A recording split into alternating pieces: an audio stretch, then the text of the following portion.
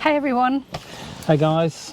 And welcome to our midweek Q&A. Yes, Q&A. Which we've been promising probably for about 2 months, but haven't got around to doing yet. Well, we've got a few questions now, so... Yeah, we've had quite a few questions for a little while, but we've had a few more coming in just recently, and we thought we've really got to get this done. So we did promise you a Q&A, so here we are. Yep. So we're going to try and keep it to the point and try and keep it within a half hour, 40-minute episode. So we'll try and answer them the best we can, and we just work through them and go from there, really. Yep. Yeah. Okay. Oh, what's question one? Okay, so the first question, which was from Michelle B, all of these questions, they have been sent on YouTube, Facebook, Instagram. We've been private messaged, so they've come from all over the place. So I haven't used whole names, although some of them are accounts, so I'll say the account. So Yep. yeah, okay. We'll go through them and answer them as best we can. Okay, so Michelle B, she would like to know a bit about our background. So, okay, our background is quite relevant to what we're doing now. It is, there's a lot of, love and loss in our background, but it is relevant, so I will just quickly work through it. So, Darren and I met 26 years ago. Yep. And our 24th wedding anniversary is coming up on Monday. So, yes, 24 years married. We've done well. Yeah, we have. When Darren and I met, we already had children. So I had a daughter, Ree, and Darren has Josh and also another son, Daniel. So yep. Josh was 2 and Daniel was 4. And when the kids were... Oh no, actually, let's go back a bit. So when we had been together, how many years? I can't even remember when we moved here. So in our mid-30s. Yep. Okay. What have we been in? Probably 8 years. Yeah. When we moved here. Yeah. Well, okay, so hold on. We got together, we were both aged 26. When we moved here, I was 32 and you were 33. 33, yeah. Yeah. Okay, yeah, so, and that was nearly 20 years ago. So work out your maths, you can work out how old we are. Okay, so, yeah, when we moved here, Josh was 10 and Rianne was 15. Darren and I don't have any children together. No. Okay, so Josh... sadly, his mum passed just before his 8th birthday. So Josh has been with us full time since he was 8, which is why we were able to bring him out to Australia with us. And his mum was only 36 at the time. Yeah. Darren, I never got to meet Darren's mum because sadly she passed after battling breast cancer for about 8 years. Yeah. And she was 49 when she passed. Yeah. And I lost my dad coming up to 6 years ago. A very quick and aggressive cancer. Literally, as soon as he was diagnosed, he was terminal, and they gave him 6 months, and he lasted for 4.5. And he was a very fit and healthy 72 when he passed. And then, most recently, and saddest of all, God, why am I getting so upset? Oh.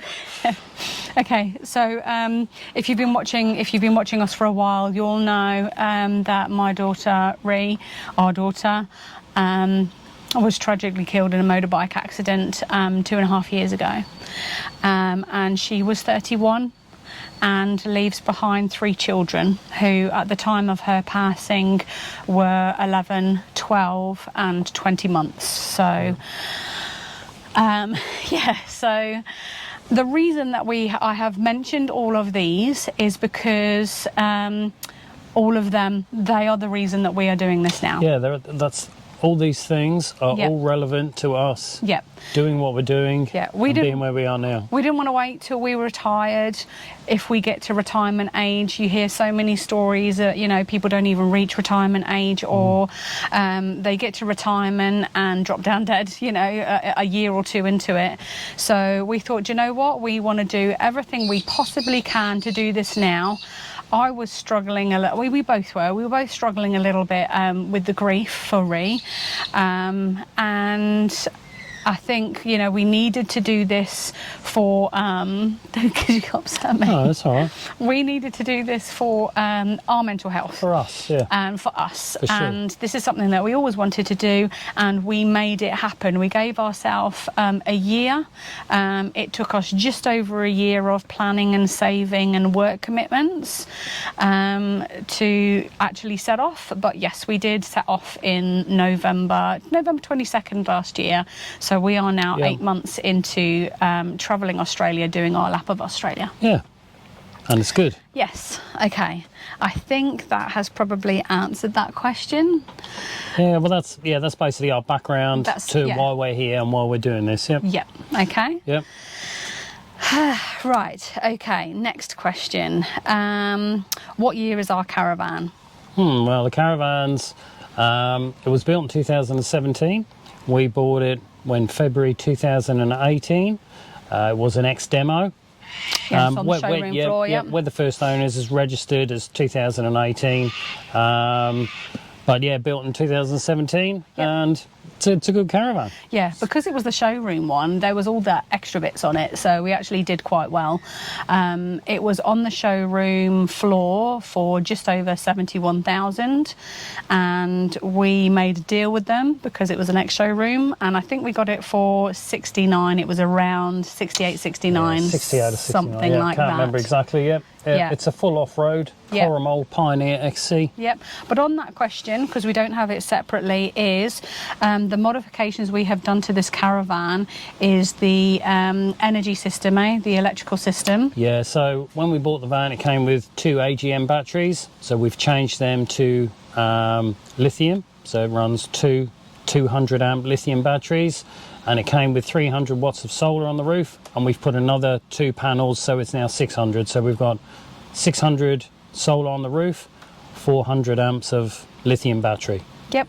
Yep. And right before this trip, we changed our water tanks. The 2 water tanks, yeah, we came with 2 60-litre water tanks, and they're now 2 95s. Yep. Yep. And we will get to it, but we have had a GVM upgrade because of the few little extra things that we've did, and because we're travelling full time. Yep. But we will get to that one. But that's basically it, isn't it, with our caravan? Yeah, the caravan is as it was, Yeah, yeah, pretty when much, we yeah. bought it, apart from those Yeah. couple of upgrades. It's not really anything else we've done to change it, really. No, we've changed the tyres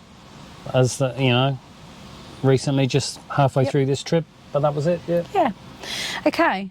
So Leanne M has asked, what apps do we use while we're travelling? So I have got Wikicamps, Yep. HipCamps. Yeah. Wikicamps we use the most. That is our Bible.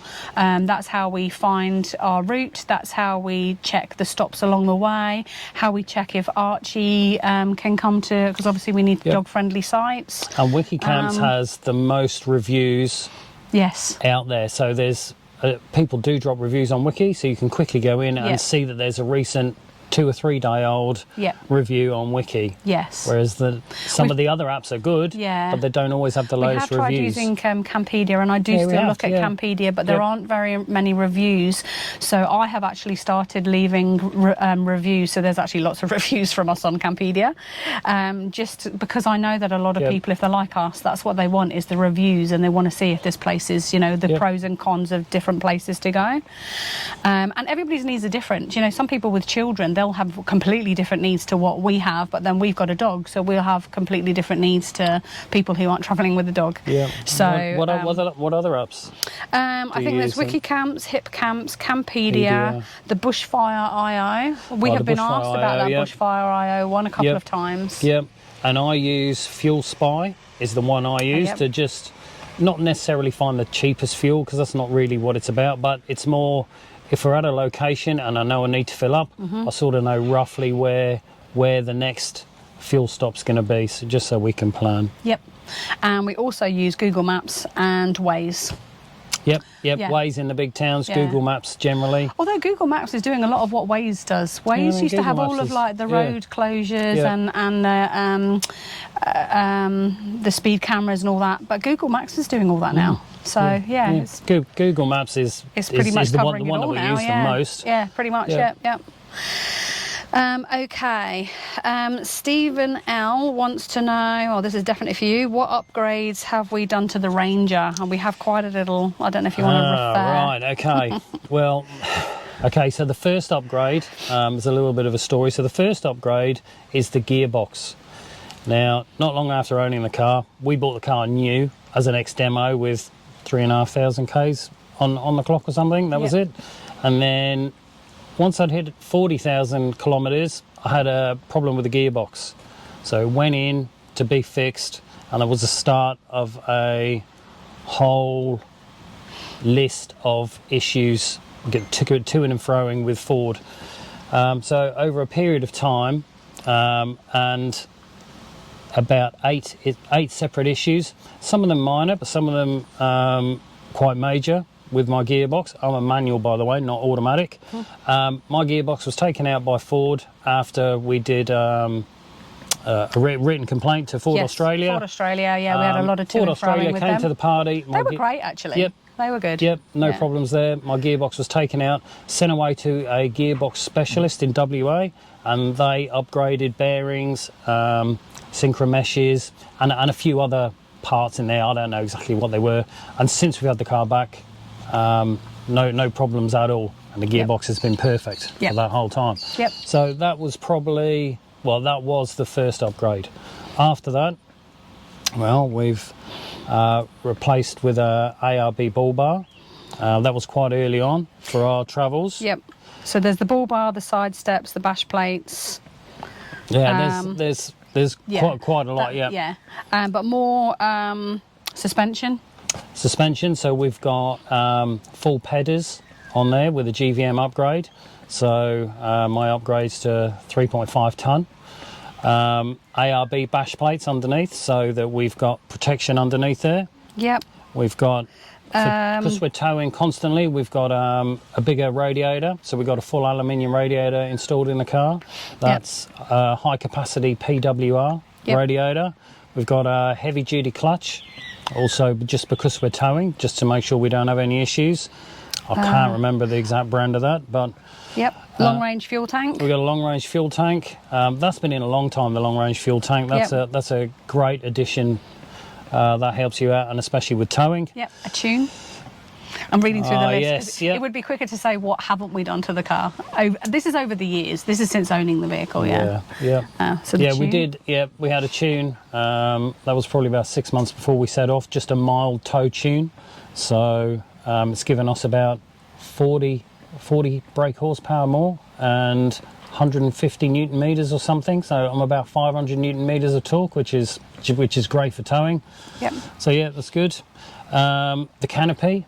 Obviously, we had a well body and like separate fiberglass canopy put on there. We have 2 videos on that on our YouTube if you want to go back and watch the canopy build that we did. So we explained the build. There's also one on our weights as well for the when we did the GVM upgrade and stuff. So there's a video there if you wanted to catch up on that. What else? The I think that's it. Tow bar. And the tow bar. The tow bar's been changed for a Heyman Reese X-Bar, which has incorporated recovery points built in. That's about it, I think. And Jam Cat Life wanted to know, what tyres are we running? Okay, so we run Maxxis Razor all-terrains, and that's on the car and the caravan. And we've had no problems, touch wood, no problems, no punches, no issues at all. And you just jinxed us. We've recently just had the caravan tyres changed when we were in Darwin, didn't we? We had 3 put on there because they were the original tyres, so we got the spare changed as well, even though we hadn't used it, so that was a bit... I know, and they weren't really worn out, but they were 7 years old, and I'd been keeping an eye on them, and I wasn't sure whether to change them before we did the Gib or not, but we did the Gib River Road, no problem, and then changed them before we hit the Savannah Way. That's right, yeah. Yep. So Yeah. they're Maxxis razors too. Yeah. We're all the same all round. Yep. Okay. Okay, Howard would like to know, and Howard is one of our, Howard and Tracy are one of our Engaged followers. very engaged followers. Yep, Yeah, they've which been is good. awesome. Yeah, we've actually been messaging with them today. They're actually looking at getting a caravan themselves at the moment. So they've asked us a couple of questions. Tracy's asked a few questions, which I've got towards the end. But Howard has asked, single versus dual axle. Okay, well, so really it's going to depend on the weights of your tow vehicle and what your tow vehicle is able to pull. So we've got single axle, obviously, and I quite like that, although I've personally not towed with a dual axle, which apparently they tow a bit better. Yep. But it's going to come down to weights. So if you have dual axle, you're much heavier. You need to make sure that your car is capable of towing that extra weight. If you end up with a small caravan, a lot of the small, like compact ones from, say, 19, 18 foot and smaller are all single anyway.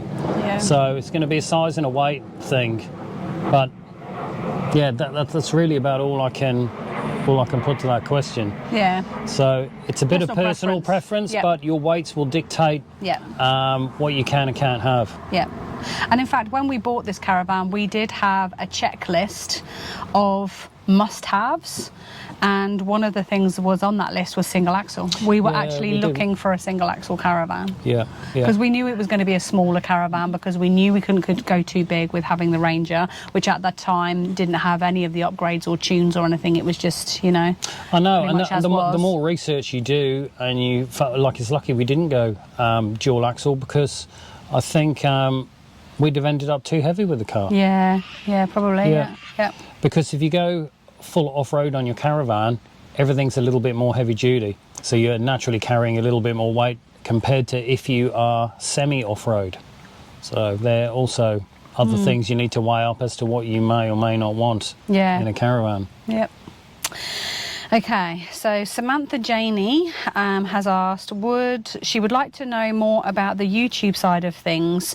She and her partner have been on the road and on and off the road for 3 years, and their channel is small. How do they grow it? Tips and tricks for making videos. Well, I'm not really sure I'm the right person to ask. Well, I do know, before Rachel goes into detail, I do know it's a slow, long grind. It is, yes. Don't go on YouTube or make a YouTube channel thinking that you're going to get rich quick, because for most people, I know that there are those small percentage out there that have got a great following, and good on them, but for the majority it's a very, very small following.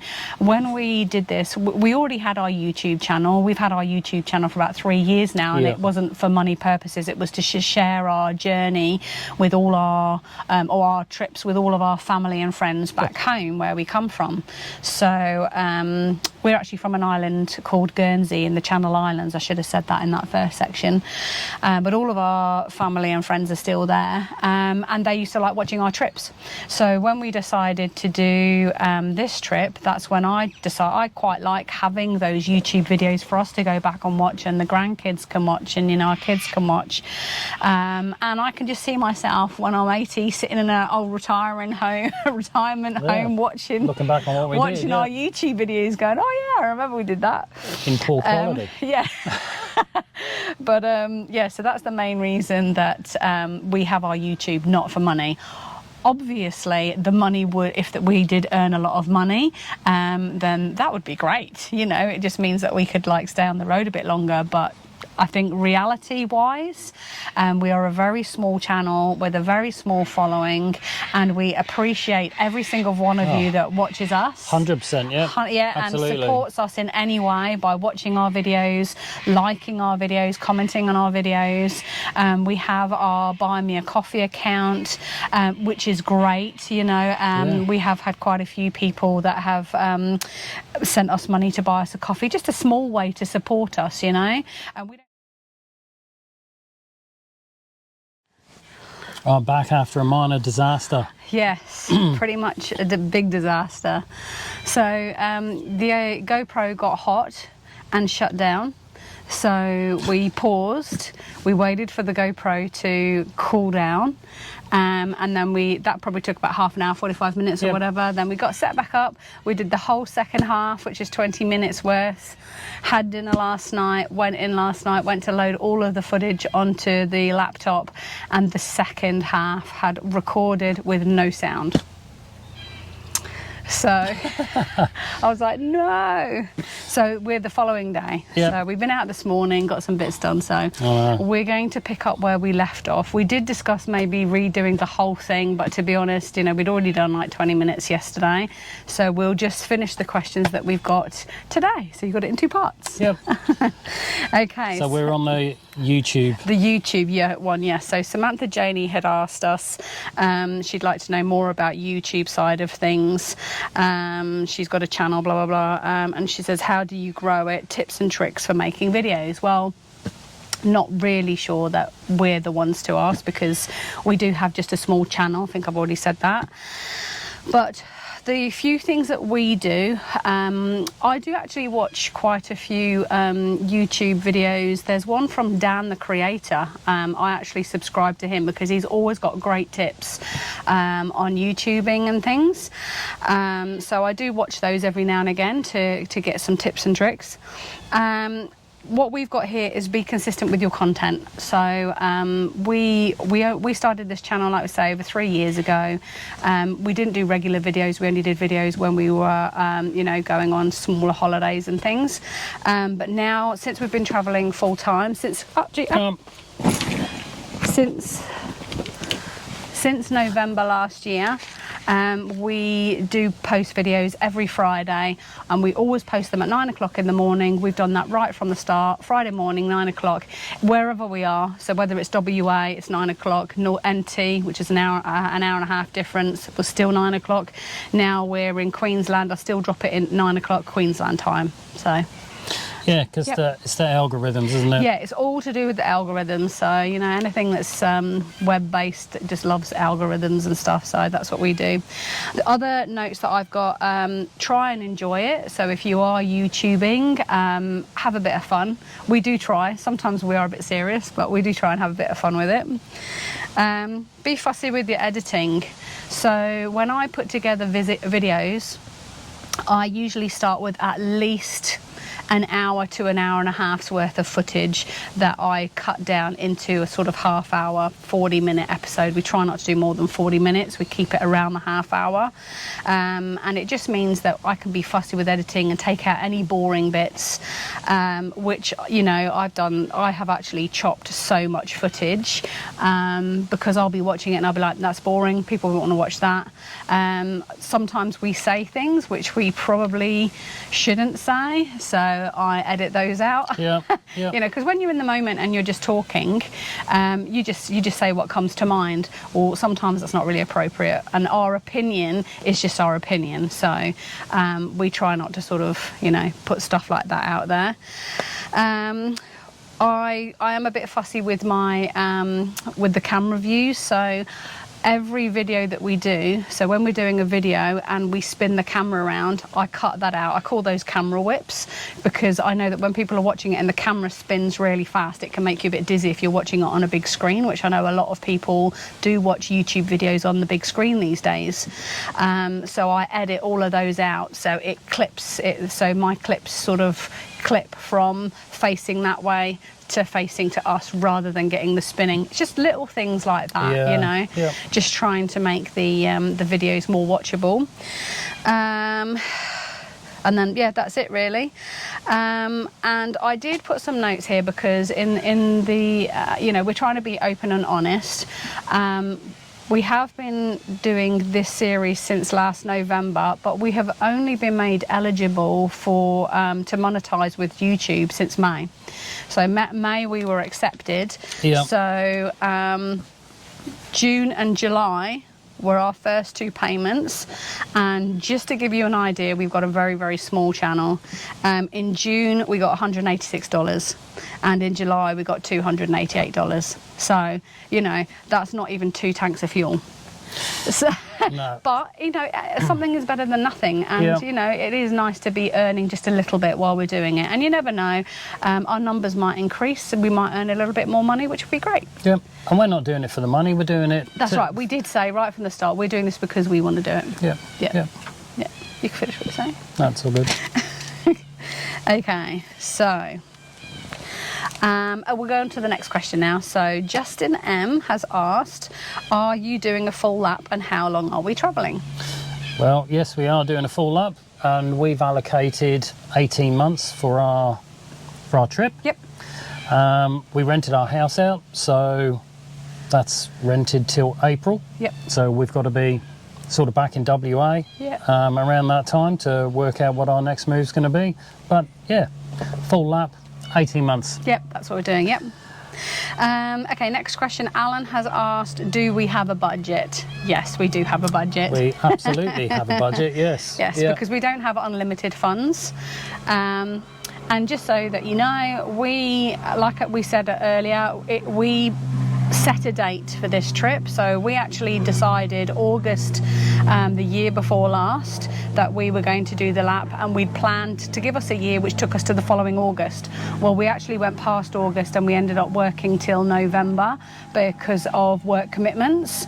But that did give us a bit of extra time. But we were basically living on one wage, so we were living on Darren's wage and saving my wage for spending money for the trip. We also both had long service leave.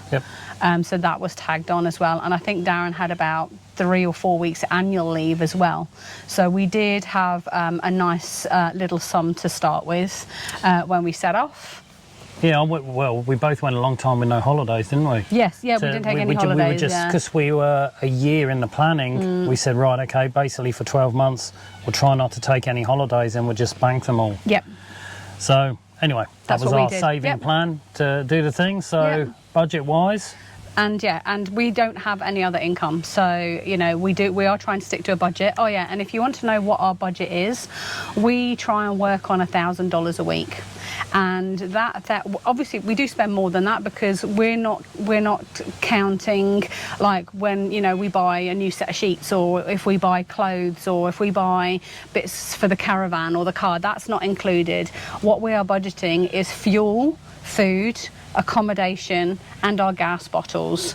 So we also have, for our other commitments, which is included in this actually, is all our phone apps, Starlink, our insurances. That works out to about $1,000 a month, so $250 a week. So that basically gives us $750 per week for our food, fuel, accommodation and gas bottle. And so far, we've actually managed to stay within that. Obviously, there's only the 2 of us, or 3 of us. But yeah, we've been over some weeks. We don't count alcohol. We don't count alcohol. We haven't counted the Jardine ferry and the other ferry that we had in the Daintree. So those little things aren't counted. But yes, we are budgeting and we're managing to stay within our $1,000 per week.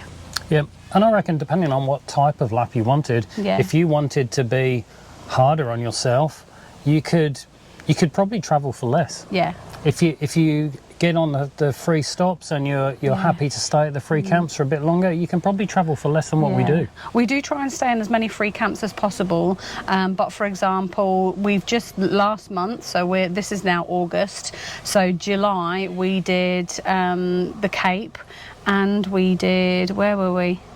Wherever, I was actually doing the figures the other day, I should get my book. I think we only had 2 nights the whole of last month, so the whole of July of free camping. But the month before, we had 14 nights free. Yep, yeah, basically half the month. Yeah, so we did really well that month. Yeah. So it kind of like evens itself out a little bit.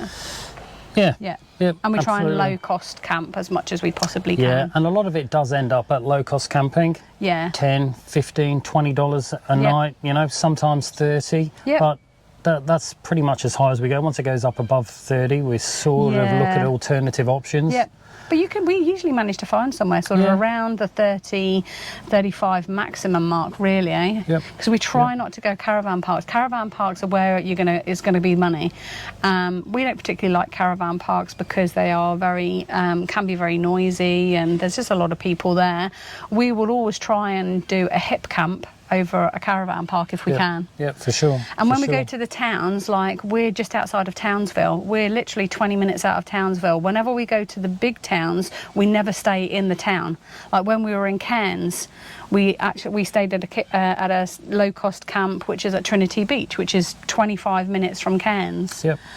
In Darwin, we never stayed in Darwin. We stayed 20 minutes outside of Darwin, and you just drive in. You're day tripping in, and that way, when you don't want to be, you want to have a day off, you're out somewhere where it's nice and peaceful, nice and quiet. Yeah. And the minute you go into the towns and you want to stay in the towns, so you're in with all the action, it's always a caravan park. Yep. And you'll be paying premium. You'll be paying $50, $60 a night, you know? Yep. So that's what we do anyway. That's what we do, Yep. Next question, our most asked question in big capitals. Where do we get Archie's boots from? Oh, and I put them away. I had them out yesterday. We get Archie's boots from. Yeah, they're in the pocket where in his back area. $7 on eBay. I'll drop a link in. We have bought so many pairs of these because they are only $7. He has got a couple of pairs of different style pairs. He's got a silicone pair, which he doesn't particularly like. He also has like a leather pair, a leather set that has like a hard bottom, but he's actually slipped on a rock with those, and I haven't put them on him since. But these are $7 for a set of 4. And they just nicely fit onto his feet. They protect him from heat, hot floors, grass seeds, red dirt if he's just had a groom. Yep. Sometimes we'll put them on him because we don't want him getting red dirt. And sometimes if it's a bit muddy. Sometimes we're in grassy areas where you get up in the morning and it's soaking wet. Yeah. He wants to go out. We'll quick put them on, keeps his feet dry, you know. Yep. They're good. They do a lot of things. Yeah. I had a list of names here. I don't know, do I read out the names of all the people that asked? So the wonderful Winnie of Oz, Sandy Campers, Cherry Lee, Carol M, Dawn H, and there was a few on Archie's Instagram that have asked over the years as well. And yes, Archie has an Instagram. He is Sir Archibald McFluff. And he had, when we started, he actually had over 2,000 followers. He's got more followers than us. He did have, he had more than us. We've overtaken him now, so I'm sure he doesn't mind. Okay, so we're getting to the end now. Yep. What's the next one? Okay. Tell us about Archie. This is the one I forgot to write down the name of who it was that asked. I can't remember where I saw it. But so tell us about Archie. What breed is he? How old is he? And has it been hard travelling with a dog? So, okay, so Archie is a miniature Labradoodle. He is 4th generation, and we did get him from a breeder. And he has been the best dog that we've ever had, haven't we? Yep. Yeah. Yep, absolutely. So temperament-wise, so when Darren and I were first together, when we lived back in Guernsey, we had 2 Basset hounds, and they were stubborn, beautiful dogs, but very, very stubborn. And then when we first moved to Australia, we got Max, and Max was an Akita Shepherd, and he was a great dog, great family dog, a full shedder. Used to blow his coat twice a year, like the Huskies and the Malamutes and the Akitas do. He was great with people, loved children, did not like other dogs. No. He was not a very social dog. He wouldn't go looking for trouble, but if a dog went up to him, he'd basically let them know that he wasn't happy. Yeah. Whereas Archie is just an all-round great dog, great personality, great with dogs, great with people, great with children. The only hard thing with him is grooming, but we groom him every month. So every sort of 4 to 6 weeks, we give him a full bath and clip and everything. Yeah, he's a full 100% non-shedder. Yeah. So he does not lose one fur. No. And he's 6 years old. He's going to be 6. Oh, yeah, he's going to be 6 in September. 6 in September, yeah. Yes, yeah. And we actually got Archie, after we lost Max, we actually found out that my dad was sick 2 weeks later. Like Max was just weeks from his 13th birthday, but his back legs went and he couldn't walk anymore. So we made that horrible decision, and then literally 2 weeks afterwards found out that my dad was sick. And then we went through, we actually said we weren't going to get another dog after we lost Max. Yeah. And then in that time lost my dad. And you know, we're struggling a little bit, and then we decided that maybe it was time for us to get another dog. So 8 months after losing Max, we got Archie. So, and he's such a good boy. He's been such a good boy for both of us. He kind of knows when we need him, and he you know, he's just a lovable dog. He is, perfect temperament. Yep. Great nature, Yep. Okay, so next question. So I've got quite a few questions from Tracy. So we were saying about Howard and Tracy before, who are our avid followers. They're actually looking at getting a caravan themselves at the moment. So I do have a few questions from Tracy, which is absolutely fine, and we'll try and answer all your questions now. So the first ones, are we happy with our mattress, and what type do we have? Yes. Well, yes, we are happy with our mattress, because it's the first thing that we changed when we bought the caravan. Yeah, even though it was a brand new caravan and the mattress on it had never been used. In our home, we have a Cosa mattresses, which are the memory foam, but they're a very firm mattress, and we both quite like a firm mattress. Yep. So Yep. So we put full size. It's a queen size mattress. Straight in there, which does mean that because it's a full-size normal mattress, it is a bit tight round the corners to shuffle around, because we have an island bed, is what you mean, eh? Yep. So it is tight getting around the bed, but to be honest, we don't care, because how often do you walk around the bed when you get up in the morning and when you go to bed at night? Yep. When you buy your bedding and your sheets and that to go on there, it's simple, straightforward, everything just fits. So we don't mind the gap issue for a good night's sleep. Yep, and we needed a queen because Archie sleeps on the bed with us. Don't come at us for that one. He's always slept on our bed. So Max never did, but Archie does. Okay. Do we travel with spare sheets and towels, and if so, how many? So yes, we do have spare sheets. We have one set of spare sheets. We don't have a spare doona cover, but we have replaced our doona cover, I think, twice since we've been on the road. As you're travelling, and you go through a big town, when it starts getting a bit scruffy, it's easy to change. Yep.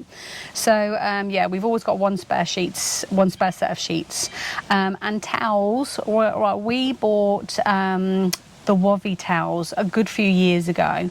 So they are like a thin microfiber towel, and we actually have 6 of those. I was going to get 4, but sometimes we have our grandchildren with us, so that's why we ended up having the 6.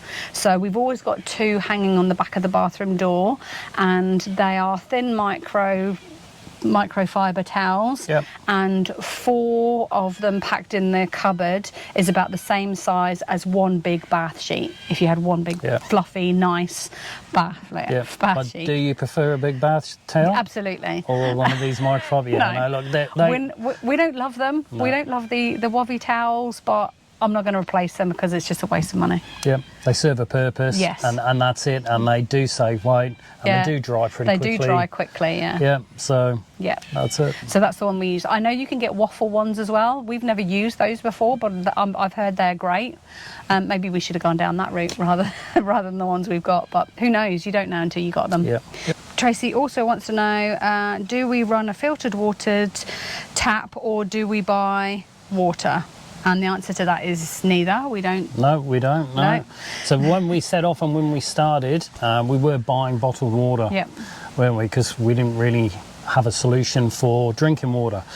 And then we quickly realised that's not sustainable long term. It's hard to store, and it's a pain having to buy it all the time. It's expensive buying it, So we bought 2 ProQuip brand new jerry cans dedicated to drinking water. They're the green ones. They're 22 litres each, and we filter water into them when we're at a potable water stop.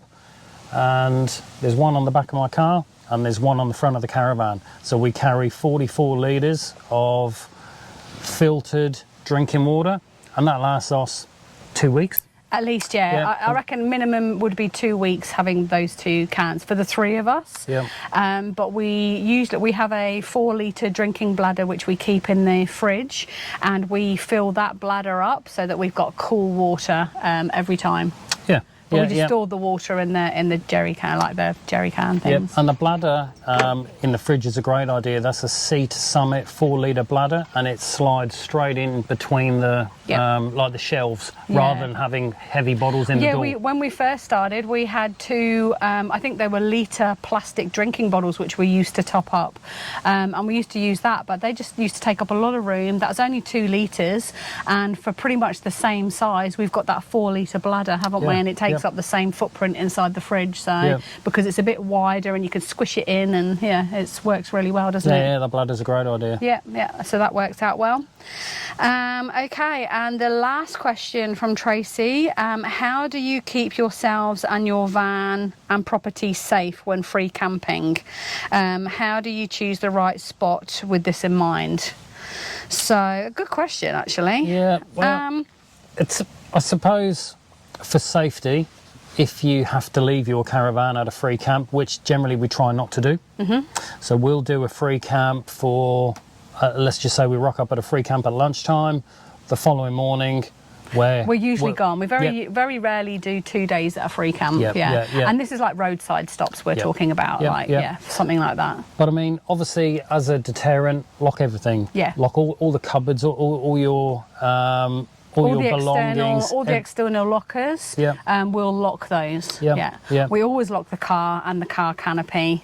The caravan is always locked when we leave it. Yeah, we don't use. You've got a pin, eh? You've got a lock pin for the front of the caravan. Yeah, if we leave the caravan, like if we have to leave it anywhere for any period of time, and we're not in like a caravan park or an RV park or something, when it's maybe not secure, I've got a pin that I drop through the hole of the hitch of the caravan, and that's the only deterrent that we've got. And we haven't had any problems. No. And I think once caravan was all locked up, it's pretty fine. We don't know of anybody else that's ever had any issues. And a lot of times when we're at places like this, if you're in a caravan park or if you're at a hip camp or, where we are now, we will lock the caravan up, but we'll quite often leave the windows open. And it's been fine. We've had no issues.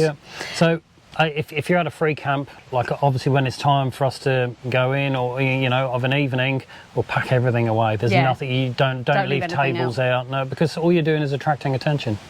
Well, I don't know about that, but also we would never leave Archie in the caravan if it was somewhere other than like a hip camp or a caravan park or somewhere where we knew that he would be safe. So on the occasions where we have gone on to free camps or side road stops, those kind of things, we would never leave Archie in the caravan, just to be on the safe side. But we've never really felt unsafe. No, well, that was another part of her question. How do we choose the right spot with this in mind? I think in 8 months of travelling, I can only recall once where we had a penciled in roadside stop and we didn't feel it. And that was on the way to Mount Isa. Do you remember? Yeah, I do. And we pulled over and I was like, no, it's too close to the road. It was quite out in the open and I didn't feel safe there. So we actually moved on to another roadside stop, literally 45 minutes down the road, and that was fine. There was loads of people there. And you find a lot of the time the ones that are just down a little track and turn off the road, one, they're good for road noise, and two, because they're just off the side of the road, they're a bit more popular. So when you go in there, there's other people in there, and you always end up talking. We take Archie for a walk around, and that's great. You say hello to the other people around, and then straight away you feel a bit safer. You got a bit of company. I would say just go with your gut. And my gut has served me well over the years. I think I have quite good instincts, and if I don't feel right about something, then but like I say, that's only really happened once that I can remember. I think in 8 months. I can't recall any other times. No. We have stayed on quite a few roadside stops. We've stayed at some great ones, really nice and quiet. The ones that you drive into, set back from the road, they're great. Yeah. They're really good. Yeah. And Wiki tells you the ones that are down just like a little tracker, 200 metres down here. And, you know, that other people read exactly the same reviews, so they become a little bit more popular than just on the side of the road gravel pit, you know? Yeah. So that's it. We've gone through all our questions. Let's hope that it's all recorded properly. Should be good, and we're more than happy to do another one if there's more questions that come through. Maybe in a few months' time or something, sort of towards the end of the year, we might do like another Q&A or something if people want us to. If not, we won't bother. But yeah, it's, you know, just sharing knowledge. You know, a lot of the stuff that we've learned and, you know, information that we've picked up along the way is from exactly watching videos like this, watching people who are out there doing it, and, you know, taking their advice. But you just have to remember, everybody's needs are different. Everybody's travel is different. You just take out of it what you want to take out of it. Yeah, and if we've helped you guys in any kind of way, well, that, you know, with what we do, that's sort of great. Yeah, awesome. Okay, well, if you've come to the end of the video and you stayed with us this whole episode, thank you so much. We really appreciate it. We do. Please click on the like, because that will help us. And if you have any questions of anything that we've been talking about, then just drop it in the comments and we will answer all your questions. Yeah, we'll answer them, for sure. Okay, cool. All right, guys. Well, take care, guys, and we shall see you on Friday. Yep, see you Friday. Okay, see ya. See ya.